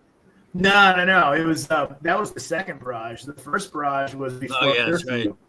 It was before curfew, which for the West it's midnight. And they continued on with the concert. Yeah, they hit around 11 o'clock, and they were like, "Wow, that sucked. All right, let's get this party going again." I was like, "Nice." I think that's a common experience, though, right? Like learning to sleep through bomb blasts and stuff when you're in a war zone, right? Like my dad was in Vietnam, much like many other people his age, and he said outside the camp it was either them shelling somebody and having guns go off, or it was somebody coming at them, and he just went to sleep like it was nothing. Yeah, it's like you can live your life in a bomb shelter. You really can. That even goes for the States. Like if you're so scared of what could happen to you outside of your home, you're never going to do anything, and you're going to let life pass you by. And then you're going to get to a certain age where you're going to hate yourself because you never did anything with your life because you were so scared to take a chance or risk anything at all. And you'll get to an old age where you're just going to be miserable because you did nothing with your life. That's the reason why I wouldn't say that I'm reckless, but I live the life that I live right now is because I don't ever want to get to an old age if I get there. I don't ever want to get to an old age where I wish I would have. I wish I would have done this. I wish I would have tried that. How come I didn't do this? Why was I too scared for this? I don't want to live life like that because life is extremely short. It could be all gone in a moment, and it doesn't even have to be in combat. Literally, marathon runner, the guy that's eating tofu steaks and all this other stuff to make sure he's healthy has a brain clot or whatever it's called, aneurysm, I don't know what it's called, and dies. Gym fix. Yeah, it's it's have like an accident on the treadmill. yeah, it's like you have no idea because I'm a Christian, and a lot of my beliefs and some of my perceived recklessness comes from one of my core beliefs in that. The beginning and the end has already been chosen. When you're born and when you die, that's up to God. You can't control that. People say, well, yeah, right. What happens if you walk out in front of a truck? Well, then God knew you were going to be a fucking idiot and walk out in front of a truck. You can't control when you're born and when you die. That was in the books way before your mom and dad ever made that mistake with you. So if that's the case, then everything in the middle of that is up to you. It's like a book. The beginning chapter and the end chapter has already been written, but those middle chapters, those middle pages, that's up to you. And in the end, how's your story going to be read? Are you going to sit back and be happy with the life that you lived? Or are you going to be miserable because you didn't live life? You were too scared to ever take a chance. Fail. Man, failure is the greatest tool. It makes you grow, man. Yeah, it's like, but there's a lot of people that live their lives so scared of failure that they'll never do anything that they know they can't succeed at. because failure is just such a taboo thing, especially in the military. Oh, I failed out of this. Oh my God, you're blah, blah, blah. Why? At least you tried and gave it all you got, you know? I'm a writer, so I get rejection all the time. Yeah, but in the very end, you know, if the beginning chapter and the end chapter has already been written, it's up to you to fill in those middle pages. And how's your story going to be read? That's completely up to you. And so I just kind of live my life that way, I guess. I got a question from the people in the comments. Aren't anti-personnel mines supposed to be a war crime? No. Are you all documenting it? No. Anti-personnel mines, again, it's the Ottawa Treaty. So you got to look up the Ottawa Treaty. You got to look up the conventions on it, stuff like that. Now, there's certain kind of anti-personnel mines that are. But, you know, I think like the PFM1, the butterfly mines are. But no, the use of mines, whether it's anti-personnel or anti-vehicle, the United States didn't sign the Ottawa Treaty either. So we technically, we haven't used mines since the first Gulf War, but we could use mines if we ever came in a near peer situation, and I would hope we would, because like I said, look at what the Taliban did to us with IEDs. That's stuff that's under the ground that you can't see. I'm telling you, you could defeat an empire. So, but there are mines that are against the law of armed conflict and Geneva Convention, stuff like that. But no, not all anti-personnel mines are. There are rules on it. I could go down the list of them. One of them is a self-destruct mechanism and stuff like that, or the ability to be recovered by the combat engineers that put them in. But again, yeah, you just got to look it up, because I 100% could, be sitting here like, no, they're not illegal at all. And you can have, somebody being like, yeah, they are. But to the best of my knowledge, no, mines are not illegal in warfare for countries that did not sign the Ottawa Treaty. I saw one question in the comments that was talking about remote tractors, and that's actually something we saw on our trip down there. Was we got to see a farmer who was running one of his tractors completely remotely from a vehicle, and they are using it. It's very expensive, but it is it's less expensive than a life, but but it's they're using them. They've got remote controlled tractors out there, and they're running those through the field, so if the tractor gets hit, they don't lose the farmers. So I saw Steve. He asked if we know about the Superhuman Center, and yes, I do. I actually spoke there. The Ukrainian First Lady and Howard Buffett were both there, and it was awesome. But the Superhuman Center is legit, man. It is state of the art. They get a ton of funding in there for these guys and girls that have lost limbs. And it's absolutely amazing what they're doing. It reminds me a lot of the Center for the Intrepid, where I recovered at when I got blown up. So I think the Superhuman Center is amazing. So, are you guys getting any grants or funding from the Halo Trust, which is the one that Princess Diana started for the mining charity? No.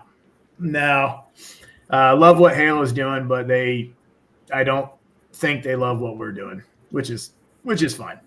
But Halo Trust, great organization.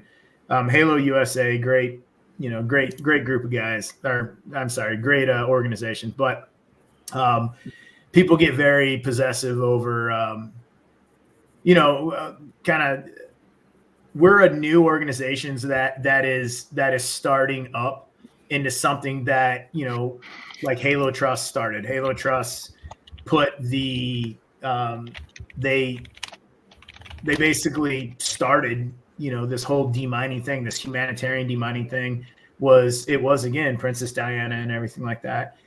And I absolutely Princess Diana, she definitely, she was a great humanitarian, absolutely. And so Halo Trust, yeah, they're absolutely amazing. But they also, they kind of, what's the word I'm looking for? They're a protector of what they territorial. And we are, in their eyes, kind of like renegade cowboys.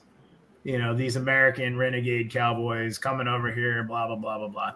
And so I'm like, cool, plenty of mines to go around. But I think because we don't fall under kind of what they dictate as humanitarian or international mine action standards, they're kind of put off by it. But again, Halo Trust does amazing work. I love what they're doing. They help out so many around the world.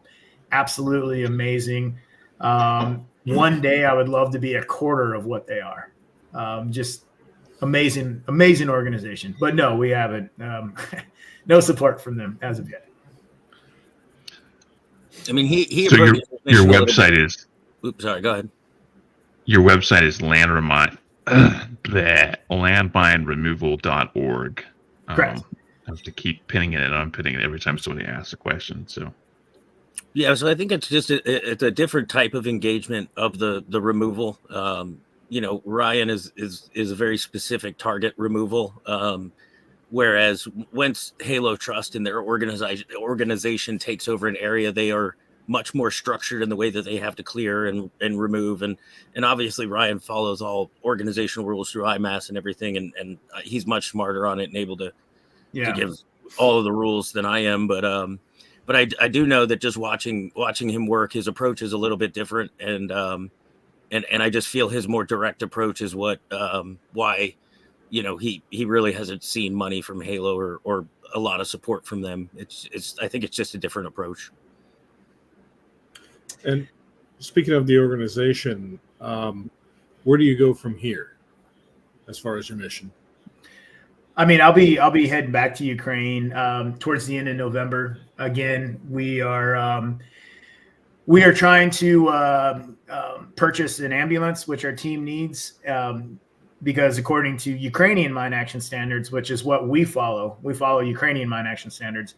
According to Ukrainian mine action standards and just common fucking sense, you need to have an ambulance at the minefields, not a pickup truck you can throw somebody in the back to and speed to the first hospital you can get to. So ambulance, another 4-wheel drive pickup truck, bring back some detectors, and just check on the teams. Make sure everyone's doing good and get ready for the winter. And then we'll be heading back in the spring to do another probably 60 to 80 days. Just slinging it, getting in what we can get in and helping as many people as we can, clearing as much area as we can. So the overall goal is people don't have to live in fear of their next step. And that's, Yeah, but it all depends on funding as well, though. So you have to buy an ambulance. Do you also, I think, Mike, you said you were the special forces medic. What other medical personnel do you have? Like, you have people who are like paramedics or EMTs or, back in the States that come over? I'll let Ryan touch on that because he's got, some medical support on the board and stuff, both from myself and he's also got other medical support. But touching on the ambulance real quick and the truck, one thing that we learned on our trip was if the vehicle isn't a 4x4 and 2 elevated off the ground, once we got further out east, the vehicles were obsolete. We either had to load up everything into one 4x4 elevated vehicle or ditch a vehicle back and not bring that equipment. Because the roads, it's just there's a lot of infrastructure that's not being as well kept up as previously, and so a lot of these roads are pretty washed out, mud ridden. I think at times we actually were so deep in some mud we had water coming in through under the doors. But it gets pretty nasty over there, and so when he's looking at getting the vehicle, the ambulance, really, honestly, kind of, the look on that is needing an ambulance that can not only be an ambulance, but can get to the places that these patients are going to wind up being. Because, we'd all love it if everybody just brought the landmines out to the side of the road for us, but that's just not the way it goes. So got to get back into these nasty areas. Yeah. How much does that particular, I'm presuming you have one in mind. How much does that particular ambulance cost? So we got a couple in mind, but the one that we're looking at is $18,500. So it's not too bad, but that's not for an ambulance. It's actually fairly cheap. So. Yeah, really. Yeah, that's less than an SUV here in the States. Yeah. I did want to kind of backtrack a little bit onto, so a lot of people have been asking, or not a lot of people, maybe a couple people were asking questions about, the use of landmines against the law and the Ottawa Treaty and stuff like that. So, and I kind of gave just a really like generic answer that I would give, but the use of landmines in armed conflict, the use of anti-personnel mines specifically. Yes, the Ottawa Treaty has stated that the use of anti-personnel mines is illegal. The law of armed conflict has also stated that certain landmines and the use of those landmines is illegal. The reason why some countries are able to still use them is because they did not sign the Ottawa Treaty. Therefore, they don't look at it as illegal because the Ottawa Treaty was not signed by them. So that's number one. Number two, the use of anti-personnel mines. The big thing with them is it's about the production, the manufacturing of it. And so that's what a lot of these treaties have stopped, or what a lot of these treaties were geared at was stopping the production of these anti-personnel mines and stuff like that. There are anti-personnel mines that are against the law of armed conflict in the Geneva Convention, one of which, like I already said, was the PFM-1 butterfly mine. But yes, so do countries use landmines in a near-peer conflict? Absolutely. Are they effective? Absolutely. Are they indiscriminate killers long after the conflict has finished? Absolutely. Are they illegal to use? It depends on who you ask. Because if someone says, well, I didn't sign the Ottawa Treaty, therefore, fuck you. You know what I'm saying? Well, no. We stated that they're illegal. Well, I don't look at them as illegal. And that's the thing. Like, look at NATO, for example. NATO will put out these rules. Hey, this is the rules that we abide by. But then you'll have other countries like, I'm not part of NATO. I don't fall underneath your rules. Well, that's illegal. Illegal to you, but it's not illegal to me. Well, that's not fair. You can't do that. Give a fuck what's fair. So that's what I'm talking about. Yes, the use of anti-personnel landmines has been deemed illegal by certain entities, but not everybody in the world has recognizes those entities. So like that's the International Criminal Court. What's that? The International Criminal Court. Yeah, I know. Like ICE, they have an arrest warrant for Putin. It's like, great, go to Moscow and get him. Well, I mean, it's a hike. He's coming to Mongolia, so the Mongolians will arrest him. They're like, we're not. No. You kidding me? Yeah. So I just have my passport stamped somewhere else. It's been too soon. I can't get over there just now. Again, it's like later. Who are you a criminal to? The Taliban looks at the Americans as criminals, right? Like, you came in, you occupied our country, you did X, Y, and Z. We looked at ourselves as liberators. I mean, that's what I'm talking about. So, and I tried that on a traffic ticket one time. I was like, but going 90 in a 25, that's illegal to you, but not me. The guy's like, cool story, bro. Here's your ticket and court date. No, I didn't do that. But you know what I'm saying? Yeah, I mean, it'd be great if every law we ever made in this world was followed. It'd probably be a better place. So someone said, I'm confused. You're all cleaning up mines that Russia is laying illegally, and you're defending Russia's right to lay mines. I'm not defending shit. Like, absolutely not defending anything that Russia's doing. I'm just stating the reason why a lot of countries are still using landmines. They're extremely effective, and they work. That's not defending anything. That's actually a pretty stupid comment to make. Defending Russia? Like that's dumb. We got another question in the comments there about what equipment besides the ambulance and the detectors is the kind of stuff that you guys look for, that you're getting either from donations or you're purchasing to bring over.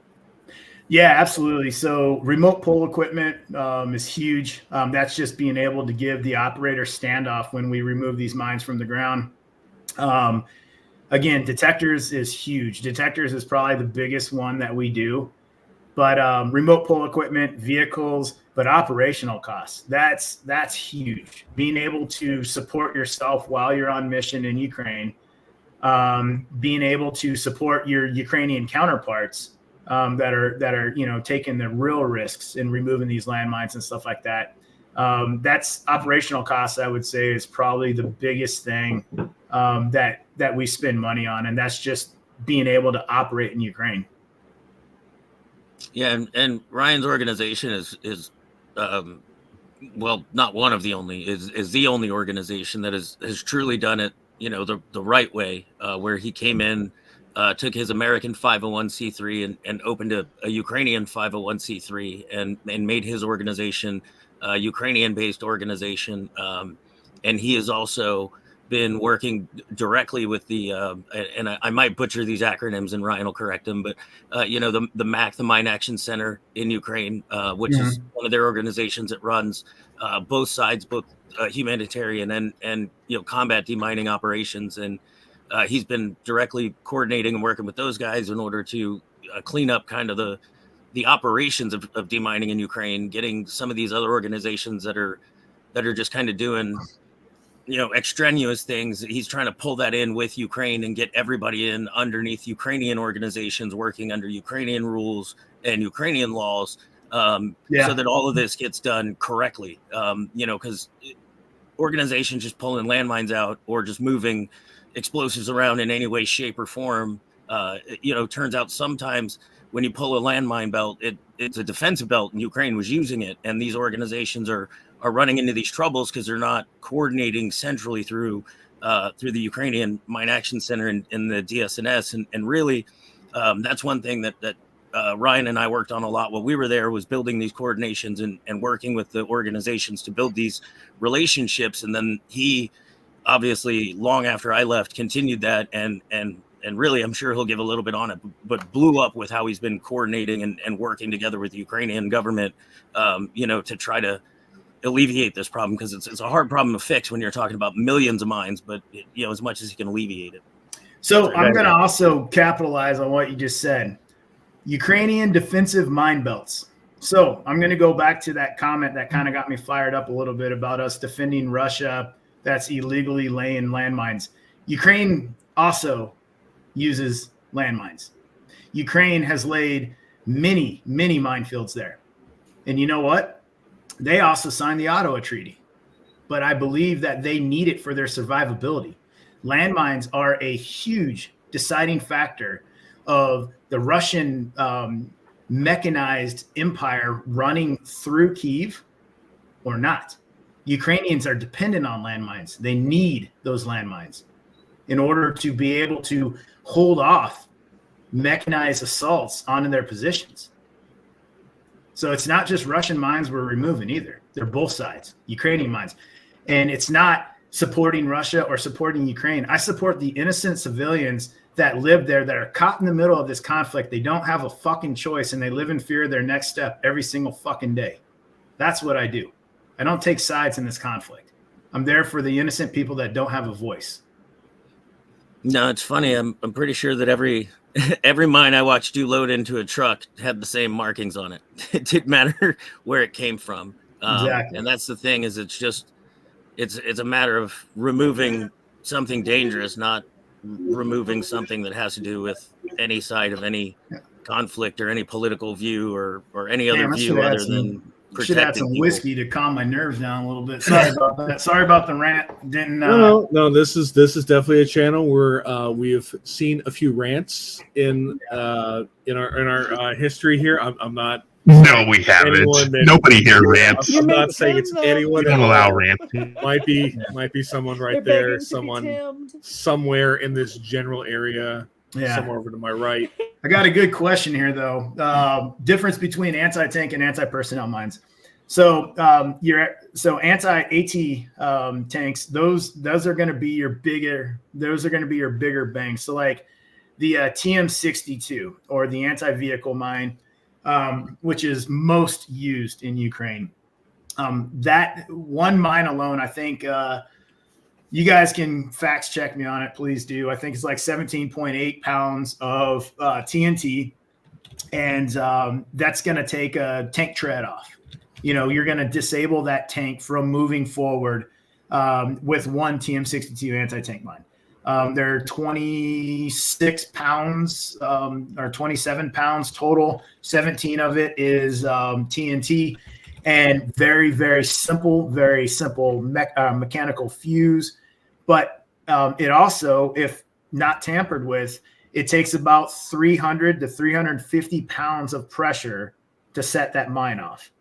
So anti-vehicle, anti-personnel mines, there's a whole array of them.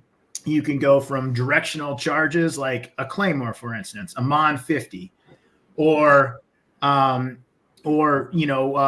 anti-personnel that's victim initiated from pressure. So like the PMN series, PMN 1, 2, 3, or 4, even stepping on the PFM1 series of mines. You have different initiating ways for anti-personnel mines, from seismic to tripwire to pressure release to, it goes down the list. But those are meant to mainly maim, not kill, but maim somebody. Because if I injure you, if I blow your leg off, then I'm going to take 3 guys out of the fight, because you got a medic work on them, and I got 2 stretcher bearers that got to get you out of here. If I kill you, then it's easy. We just GPS tag your body, good to go. We'll come back and get you when the assault's done. But if I maim you, now most modern militaries, their guys are you're going to have a medic taking care of you, and it's going to take some people out of the fight. I say most because we've all seen the videos where it's like, oh man, this guy's hindering our movement. Well, shoot him in the head and we'll keep moving forward. It's like, all right, you did it for God and country. Here you go. But yeah, so the big difference, anti-personnel, anti-tank, is literally the targets. One is big and meant to target vehicles. The other one is small and definitely is there to injure and oftentimes kill personnel. Yeah, and there's a psychological aspect to anti-personnel mines as well, because now you're seeing not just death but destruction from it as well, and now you're seeing the injured carried away, and whenever you have that in any type of tactical situation where you have injured carried off the battlefield by somebody else, you add a psychological factor to that as well, where you're creating a traumatic PTSD type situation, and you're hurting the fighting force there as well. So you're not just physically hurting them, but mentally hurting them as well. We had another question earlier, and I already know the answer to this, but what are you doing as far as getting the word out? Going on podcasts, broadcasts? Where else do you go to let people know about the work that you're doing? Yeah, so social media is huge. Crowdsourcing on social media is really big, what we do. And then, if I can get on a podcast or something like that, then I'll spread the word. A bit about that, but I usually, when I go on podcasts, I'm talking about how we help veterans, mental health, and really focusing on, the struggles that our veterans are going through daily. And so that's my target when I'm on podcasts, is I really like to talk about the mental health aspect. I like to talk about, my mental health struggles and what I went through to find my purpose again and to get back into a sense of service again. But as far as like social media and stuff like that, yeah, our website has quite a bit of content on it. Twitter, Instagram, Facebook, and LinkedIn. I wish I didn't have to use social media. I hate it. but it's the nature of the beast because we crowdsource for funds. It's the tool that's there, right? Yeah. Yeah, it's the easiest way to reach the most amount of people, right? And speaking of, if they go to your site, landmineremoval.org, they can find links to all of your social media content? Correct. Yeah. Excellent. And I'm going to encourage y'all, if y'all are available to do this on your social media. I just did it. I went and I donated, and then I shared it on my social media pages, so maybe some of my friends will donate. You should do it too if you're watching the stream. That's amazing. Thank you. Yeah, thank you so much. Yeah, you guys are amazing, and I think that everybody's really impressed, except for some knuckleheads in the comments, that you've managed to do this with the Ukrainian people to make it a better place for them and have a lasting skill because they're going to need it.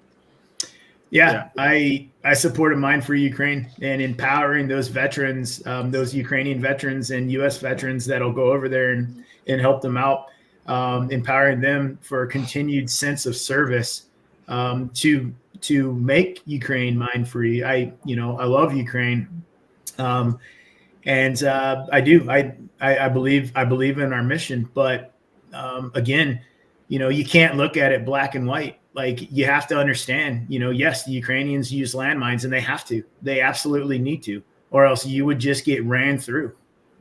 And so, people need to, it's not a black and white situation. There's so many gray areas to it. And again, you'll get some people that just don't understand that, or they live in a black and white world and they're so stuck on their own beliefs that they can't take a step back and be like, okay, that does make sense. Imagine things if are always Ukraine, more complicated. Yeah, imagine if Ukraine did not use any landmines. What do you think Russian mechanized units would have done by now? I also want to would have wrapped up that whole.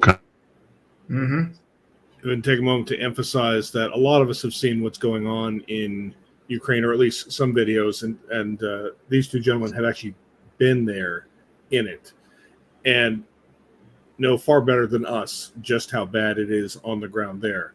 And if you're like me and you want to do something, here's your opportunity to take some kind of direct action to actually help out with that, which is to donate to this cause that is there, making a difference and saving civilian lives. That's one of the reasons we wanted to showcase these guys tonight. And there really has, I mean, tonight's focus and a lot of talk has been on Ukraine, but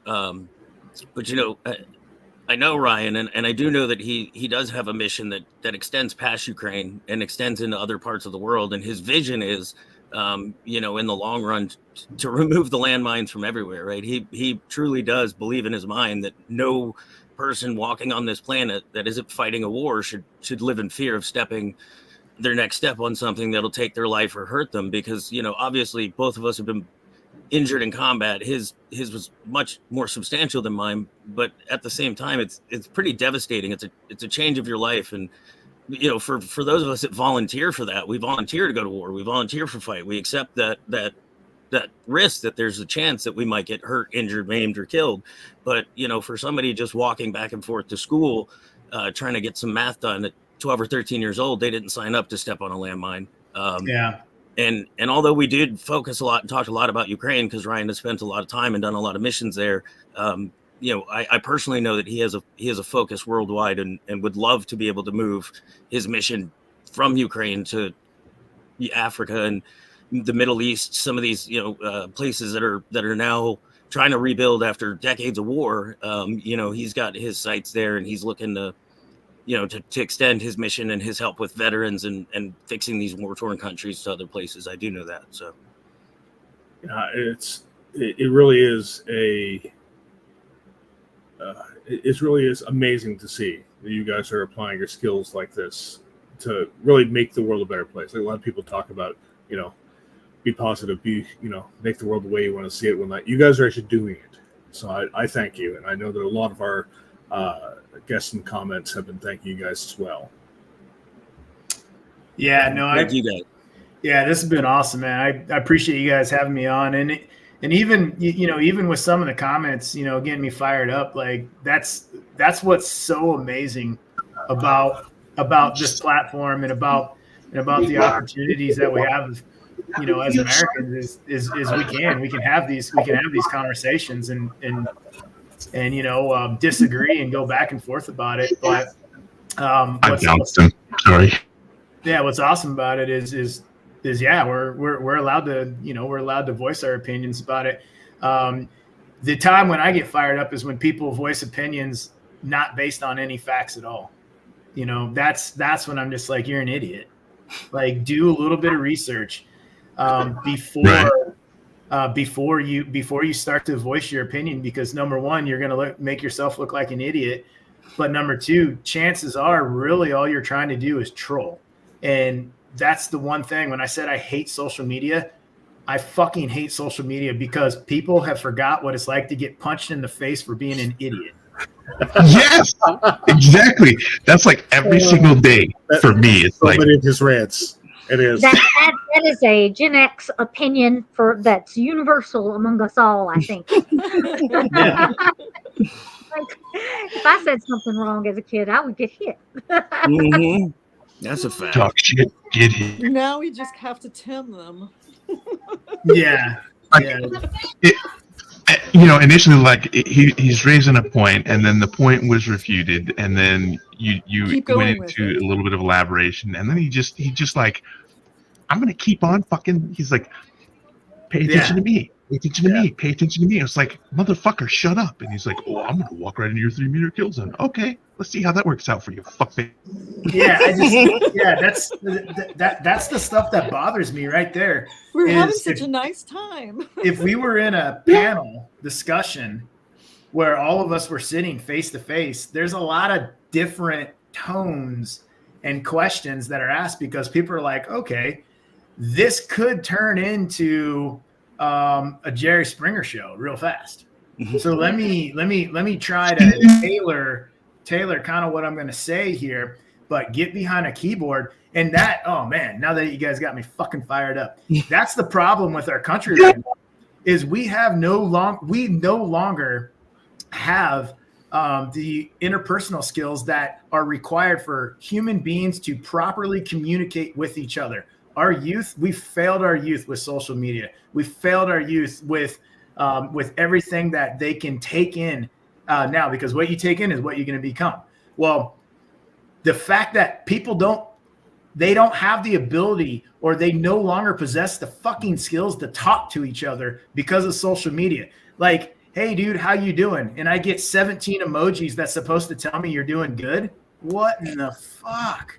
Like, Is one of them the eggplant? It blows my mind. But that's the thing, is interpersonal skills and the ability. What we used to say was just, oh yeah, it's just hold a conversation. That is an art now. You have to train people on how to hold a conversation now, because the interpersonal skills are lost because of cell phones, social media, emojis, all that other stuff. It's gone. And now, like, learning how to hold a conversation with somebody it's a whole freaking, like, it's a master's degree. It's insane. And that's where people get the balls to act like idiots, because there are no repercussions. None. I can't count how many times my mouth has gotten my freaking jaw messed up. You know? Yeah. Like, I can't count how many times, like, I was like, well, shouldn't have said that. I'm going to be eating out of this side of my mouth for a couple weeks, you know? But that's not life anymore. And I'm not condoning violence at all. But I knew that there was going to be repercussions for me saying stupid shit. Yeah. I mean, on the one hand, I used to bounce at strip clubs outside of military bases, but on the other hand, I also shoot rant videos and fucking talk shit to everybody. So. Yeah, and that's the thing, is like, I absolutely love constructive conversations and disagreements through grown-ups and educated answers. And don't present a problem to me unless you know what the solution is. That does nothing. There's a ton of problems in this world. What's your solution? Yep. Like, you can rant and rave all day long about what the problems are. Yeah, that does nothing. rant, at least know it's true. Like, Yeah. be able to support your argument, man. Yeah, but it's like, but for me, you know, I love to have educated discussions with people, and I love to be wrong. I search out the wrong every day. How am I wrong so I can fix myself? I search for the no's every single day. Like, I want to be better. I want to be a better, more enlightened human being that can actually bring something to the conversation that's going to be constructive, and maybe someone's going to get a little something out of it. I love to be wrong, and I welcome it nonstop.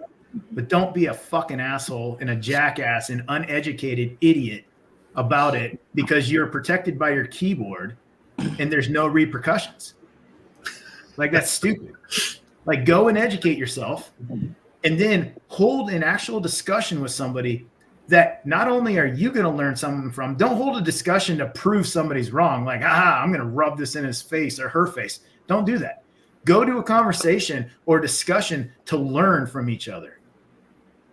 The problem with us, He hates social media, but let's make him the third admin, the third male ad. The problem today is another skill that we've lost. Nobody knows how to listen anymore. People hear all the time, but they only hear what they want to hear. They'll bring in what they want. They'll decipher it the way that they want to respond to it, whether it's I want a conflict or I want to be right or these are my beliefs. So nobody knows how to listen anymore. Everybody can hear. That's fine.